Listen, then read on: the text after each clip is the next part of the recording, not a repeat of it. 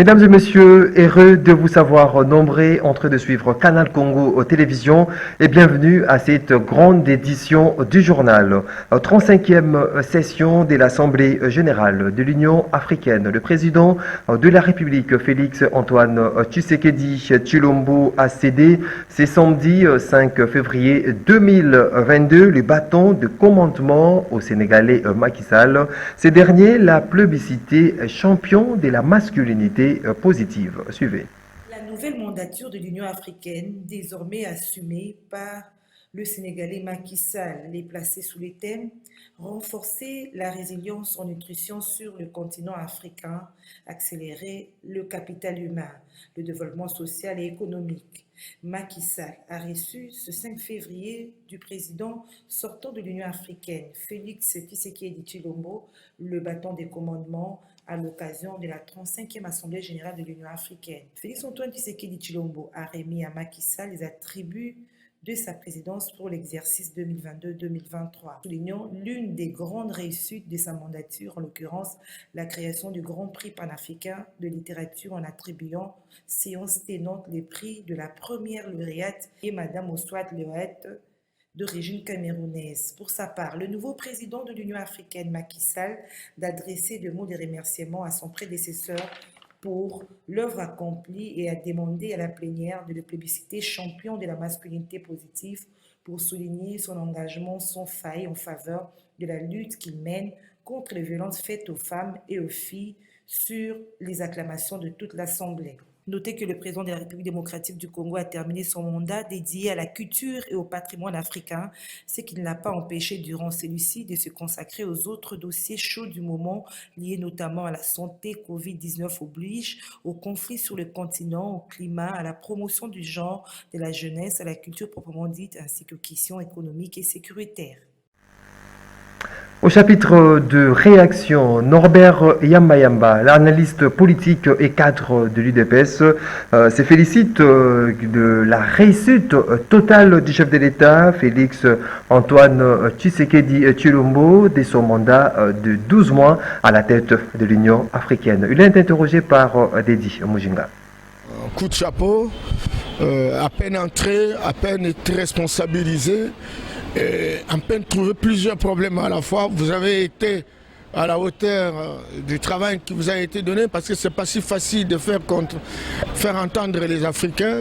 Ils sont divisés chacun selon son obédience internationale, etc. Mais vous avez quand même réussi à construire une dynamique de paix, etc. Un coup de chapeau parce que vous êtes à la fin. Une année, ça ne suffit pas pour un continent problématique par excellence. Cependant, ce président, même tout en étant dehors, il y a quand même un certain nombre de défis. Le premier défi pour nous, c'est préparer les États-Unis d'Afrique. C'est le sel sali. On ne doit pas fonctionner comme des petites boutiques destinées à des gens. Deuxième chose, Monsieur le Président, il va falloir que nous ayons une monnaie commune pour que nous circulons facilement en Afrique. On doit arrêter cette histoire de visa. Il faut qu'on ait une société d'aviation. Il faut qu'on ait le même passeport, Monsieur le Président. Il faut qu'on donne aux afro-descendants, ceux qui sont dans les Caraïbes, ceux qui sont aux États-Unis, etc., des passeports gratuits, qu'on leur donne des nationalités gratuites pour qu'ensemble, avec l'intelligence, les différentes expériences cumulées qu'ils ont découvertes là-bas, qu'on vienne travailler ensemble pour qu'on puisse relever les défis. Si l'Afrique ne va pas dans cette direction, si l'Afrique ne pousse pas véritablement de grandes innovations pour la restauration de notre spiritualité authentique, de notre génie propre, de notre technologie, de notre éducation qui change, notre système politique qui change, on attendra longtemps. Et vous avez la responsabilité par rapport au temps qui vous reste d'influencer et vous avez les capacités de le faire pour qu'on pose ne serait-ce que le premier jalon, et le premier jalon a toujours été le plus long. Face à la presse, c'est samedi 5 février 2022. Le ministre de la Santé publique, Hygiène et Prévention, le docteur Jean-Jacques Mbongani, a sensibilisé, sinon outillé les professionnels de médias sur les éléments nécessaires, susceptibles d'amener la population à se faire vacciner contre la Covid-19 pour se protéger et protéger les autres. Suivez. Mobiliser la population en vue d'accepter volontiers de se faire vacciner pour se protéger et protéger les autres contre la pandémie de Covid-19 qui ne cesse de décimer les vies à travers le monde. Telle est l'essence de la rencontre qui a réuni ce samedi 5 février 2022 le ministre de la Santé publique, Hygiène et Prévention, Dr Jean-Jacques Mbongani, et les professionnels de médias. Il était donc question pour le numéro 1 congolais de la santé d'outiller les professionnels des médias des éléments nécessaires susceptibles d'amener la population à se faire vacciner. Comme vous le savez tous, la République démocratique du Congo est confrontée depuis le mois de décembre 2021 à la 4e vague de la pandémie Covid-19 qui évolue rapidement à travers le monde et s'accompagne de l'émergence de nouveaux variants. Cependant, grâce à une prise en charge responsable et appropriée, le ministère de la Santé aura tout fait pour maîtriser la situation et limiter les dégâts. Le gouvernement de la République, via l'action du ministère de la Santé publique, Hygiène et Prévention, à travers son programme élargi de vaccination, a reçu différents vaccins, dont Pfizer, Johnson & Johnson, Moderna et Sinovac, lesquels sont maintenant disponibles dans 15 provinces. L'accessibilité des Congolais à ces vaccins leur permettra de se protéger pour éviter la forme grave de la maladie et de retrouver leur vie pré-pandémique. Ouverte à toute personne âgée de 18 ans et plus, en ce y compris les personnes âgées de 12 ans, avec consentement des parents, cette vaccination cible plus de 50 millions de personnes d'ici 2023. C'est dans ce cadre que j'ai voulu vous convier à cette conférence de presse en vue non seulement de vous mobiliser en tant que quatrième pouvoir, mais aussi à vous outiller des éléments nécessaires à même de vous permettre de mobiliser la population à travers vos différents médias, afin d'accepter de se faire vacciner pour se protéger et protéger les autres contre la pandémie Covid-19 dans notre pays. Ainsi, vous pourriez emmener la population à comprendre qu'en plus de l'observance des mesures barrières, la vaccination reste le moyen le plus efficace pour combattre la Covid-19. Notez qu'en période du 10 mars 2020 au 3 février 2022, 85 685 cas de Covid-19 ont été confirmés, dont 1310 décès, d'où la nécessité à tout un chacun de se faire vacciner. Élection des gouverneurs des provinces. La CENI met les bouchées doubles au sujet des préparatifs. C'est dans ces cadres que les rapporteurs adjoints de la centrale électorale, Raoul Moindo, a procédé ce samedi 5 février 2022 au lancement de la formation de membres du bureau des réceptions et traitement des candidatures et c'est du bureau d'accréditation pour l'élection de gouverneurs et vice-gouverneurs des provinces, nous dit Nadine Tchotchugombo dans ses reportages. 2 jours seulement après la présentation du calendrier de l'élection de gouverneurs et vice-gouverneurs par le président de la Commission électorale nationale indépendante, la centrale électorale met les bouchées doubles au sujet des préparatifs qui ont démarré pour ce scrutin prévu le 6 avril prochain. C'est dans ces cadres que le rapporteur adjoint de la centrale électorale Paul Moindo a procédé ce samedi 5 février 2022 au lancement de la formation des membres de bureaux de réception et traitement des candidatures et ceux de bureaux d'accréditation pour l'élection de gouverneurs et vice-gouverneur des provinces. Paul Moindo a dans son allocution rappelé aux participants les contextes dans lesquels des élections doivent être organisées. Il a encouragé ces hommes et femmes à bien capitaliser les matières qui leur seront données afin de permettre au bureau d'organiser un scrutin crédible. Le lancement de cette formation est intervenu en présence du secrétaire national exécutif de la CENI, Toto Mabikou. Ce dernier a de son côté interpellé les personnes qui seront formées sur les responsabilités qui sont énormes. Il les a invités à être assidus durant la formation. Il a par ailleurs exhorté l'assistance à mieux intérioriser la nouvelle vision du bureau. C'est en fait avec vous que va démarrer cette vision qui devra aboutir à l'organisation de l'élection des gouverneurs et vice-gouverneurs dans les 12 provinces. Vous êtes des formateurs attitrés. Je vous encourage néanmoins de bien capitaliser cette énième opportunité de formation pour consolider davantage votre expertise. Et lorsque vous aurez emmagasiné suffisamment de connaissances, vous conviendrez avec moi que la retransmission au niveau le plus bas sera aisée. C'est pourquoi je vous exhorte d'aiguiser votre savoir-être,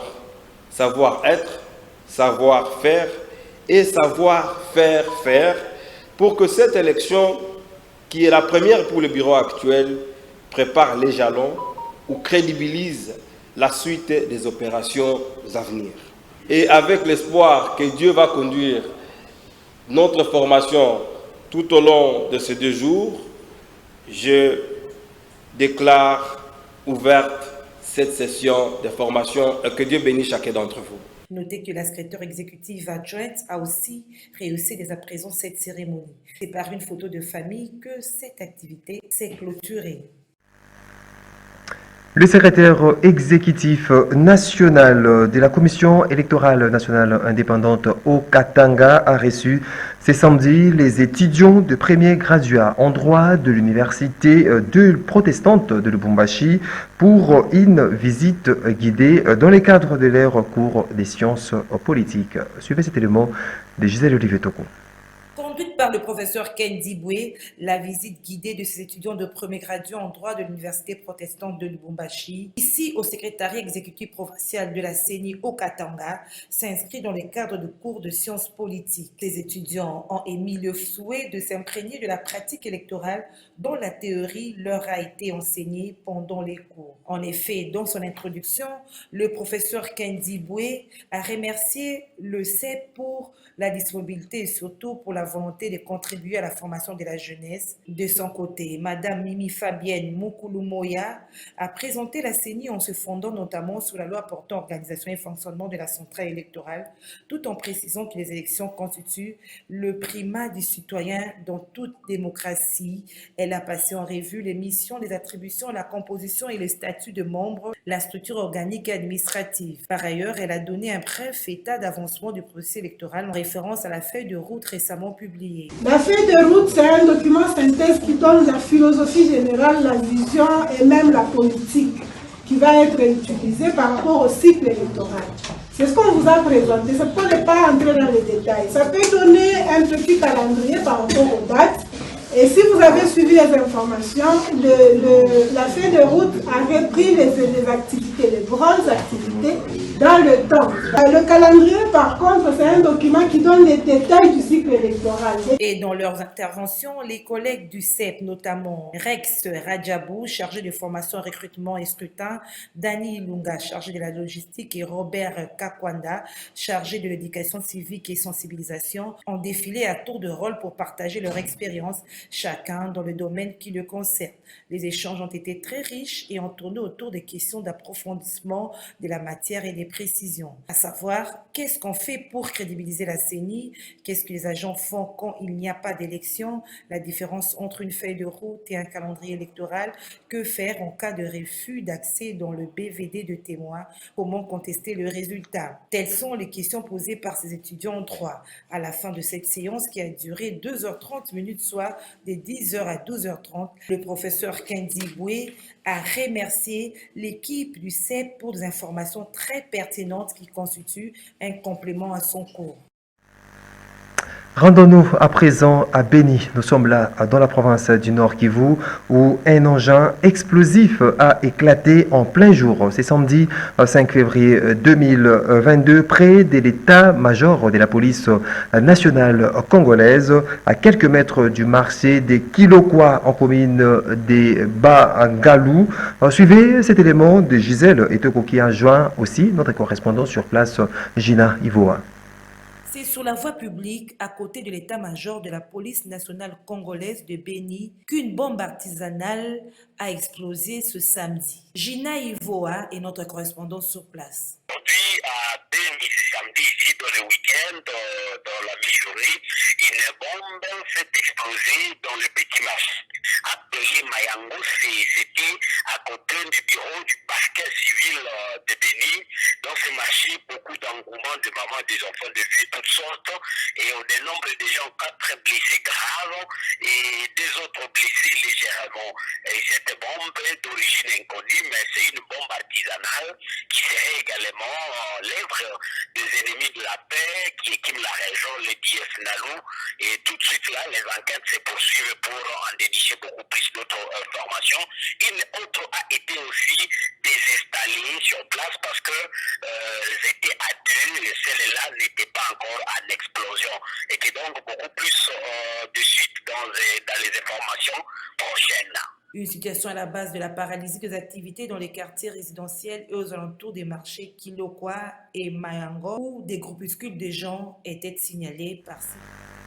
Tout à fait autre chose. À présent, pose de la première pierre pour la construction du port en eau profonde de Banana. Des réactions continuent de tomber. Joseph Mabanga, porte-parole de la cohésion provinciale, le notable issu de 366 groupes du Congo central, s'interroge notamment sur les déplacements du camp militaire de la force navale et sur les dispositifs d'engins. Il est ici au micro de Gisèle Oliveto. Au sujet de la pose de la première pierre de construction du port en eau profonde de Banana, Joseph Mabanga, porte-parole de la cohésion provinciale de notables issus de 366 groupements, note 3 bémols. Nous avons 3 interrogations. En pareille circonstance, nous devions déjà avoir vécu la délocalisation du village Levo, où il y a plusieurs habitants autochtones qui devaient être indemnisés. Nous voulions savoir à quand cela va se faire. Parce que ça devait se faire avant.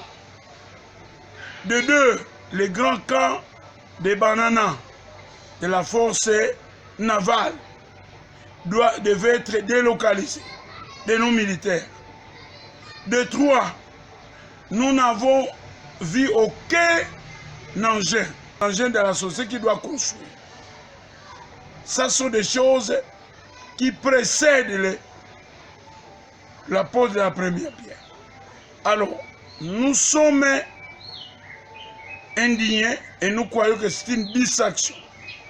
Dans le but de disser les Congo, en particulier les Congolais en général, pour qu'on puisse construire le pont route rail pour tiller les Congo central. C'est ainsi que nous demandons au président Félix de demander à son gouvernement de nous donner les réponses sur ces 3 interrogations. À quand la délocalisation des habitants du village Levo, qui devait se faire avant? À quand la délocalisation du camp Banana? Et quand est-ce que les engins vont arriver? Et donc, si nous n'avons pas de réponse, eh bien nous allons nous assumer en tant que peuple. Parce qu'il est nullement question que la souveraineté nationale soit aliénée au profit du Congo-Brazzaville. Et puisqu'ils vont construire Kinke, nous demandons à ce que le gouvernement de M. Félix divise les frais de fonctionnement et les salaires et des fameux députés, les émoluments des sénateurs et des structures budgétivores telles que le fonds, telles que je ne sais pas, la commission économique et sociale, budgétivore, telle que SNSA, budgétivore. Et nous aurons des milliards. Et puis, comme ça, si cette entreprise est sérieuse, il peut construire plusieurs quais à la fois. Rappelons que c'est le lundi 31 janvier 2022 que le chef de l'État, Félix-Antoine Tshisekedi Tshilombo, a posé la première pierre marquant les débuts des travaux de ce port en eau profonde.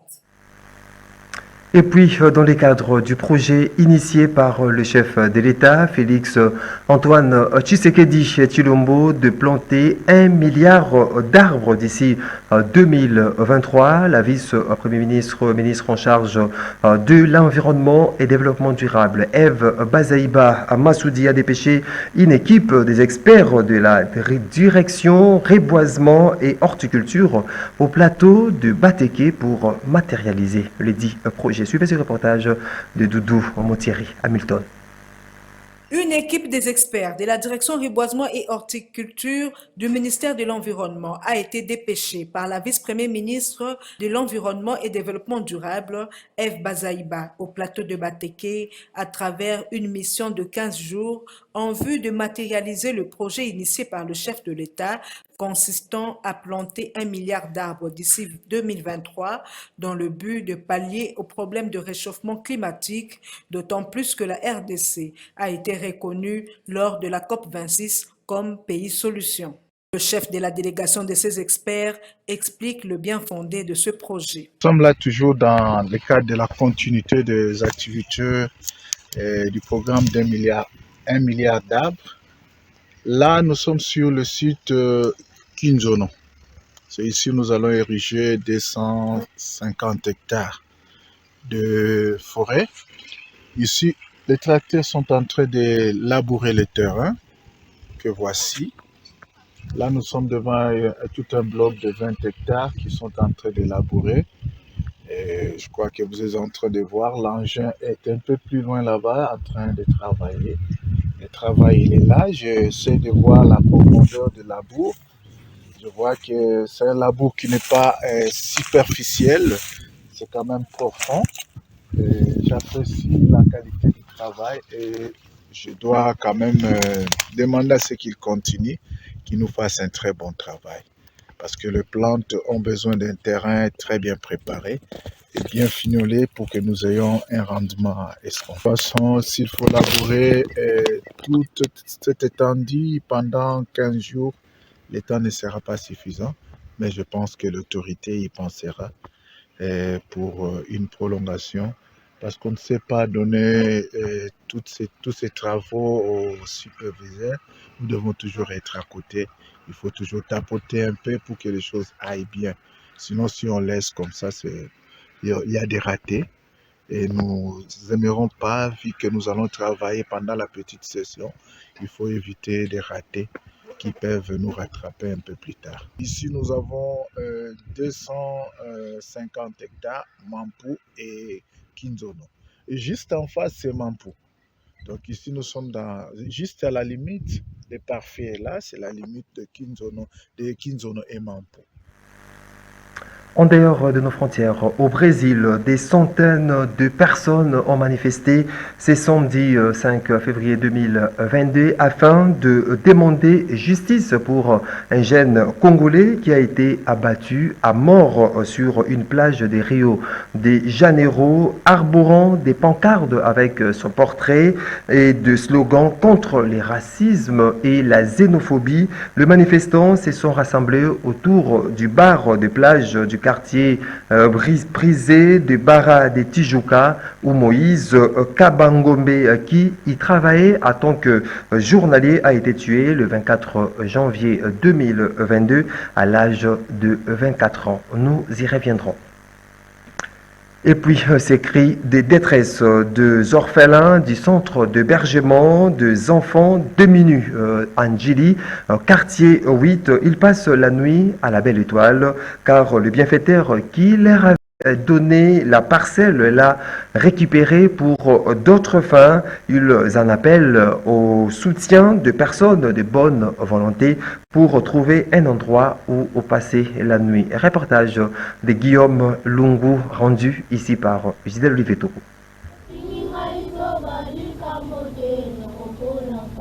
Aux personnes de bonne volonté de venir en aide, 21 enfants hébergés par un bienfaiteur depuis 2014 dans cette parcelle, aujourd'hui espace vide.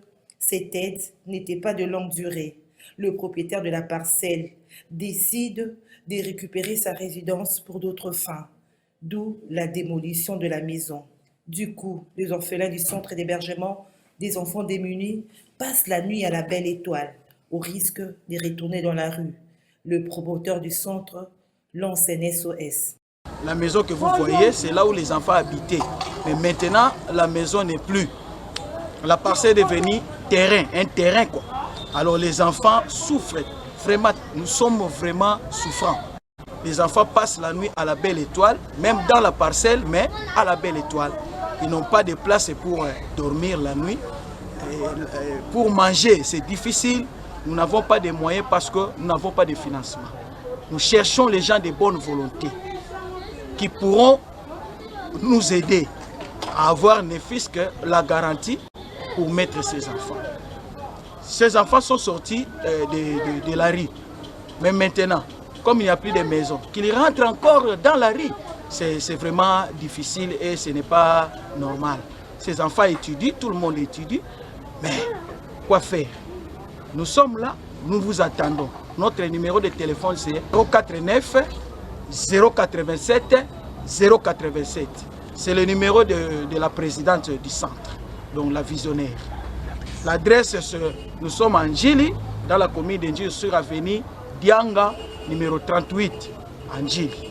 Ces orphelins, qui sont pourtant scolarisés par ce centre d'hébergement des enfants démunis, font parler leur cœur. C'est toujours là la Kalibanda, mais il y a des conditions, on a signé la Batamawa, Bosco a dit ce pardon, tout ça, c'est quand on fait des Kalibanda, tout ça, on a signé Banda. Quand on a les dates, on a lancé, Mino Batamawa, on a dit soit un moto aux années, et on fait